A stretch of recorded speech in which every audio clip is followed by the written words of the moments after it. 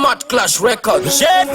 Breaker ndabatiza tabuka MCB again. Ndabatiza tabuka DJ Breaker ndabatiza tabuka MCB again. Reka ndikudze zvaniri ndisati ndachinja skiri tenderedza madhiri ndisati ndatenga vhiri. Kunza vari mhiri kwasvika yangu miri ingava Sunday Monday kana chipiri nengoma ndiri pajeni musasaiza mashetsi andimboka ndari vhesi ndakabatidza magetsko kupanda kechi saka ndakachinja fesi idzimuri nebhesiko rasi kusvika vhesi ndagadzira chimwe chingoma chididi mtivhu nyangwe vane godo chidandwisira muvhu ngoma rangu rakudiwa kana kuchivhuva kupinda mutsimere ngoma kuti tivhu ndiri bhadzi kupfuura pita tochibvunza plot ngoma ndobika kunge sadza nemugoti mashosi mngava mubhawa kana muboti marasava nemukwendo sunza zvimotsi haushide repa mangoma nechido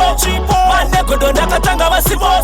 zvangu ndezvechipoko tezvechido nechibreka mawanavo repa mangoma nechido manegodo ndakatanga vasipo zvangu ndezvechipoko tezvechido nechibreka mawanavo handiimbire kuti ndidiwe nana Joyce ndakuimbira kuti nditenge Rolls Royce samatenga nyadenga vakandipa voice vanegodo voti chibreka ndechenoise nyangwe vakadondivenga sina chandatadza ndobika ngoma zino kuti sangatotsadza vanoziva voti chibreka kumakata chipo ndakapiwa namwari nandachandobata repa mangoma ndechido manegodo ndakatanga vasipo zvangu ndezvechipoko tezvechido nechibreka mawanavo repa mangoma ndechido manegodo ndakatanga vasipo zvangu ndezvechipoko tezvechido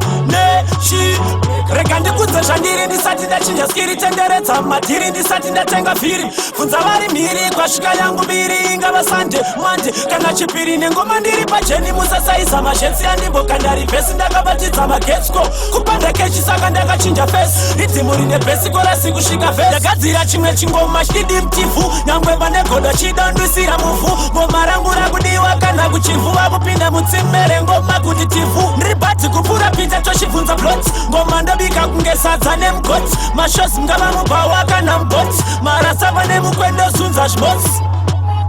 repa mangoma nechido manegodo ndakatanga vasipo zvangu ndezvechipoko tezvechido nechibreka mawanavo. Smart Clash Records.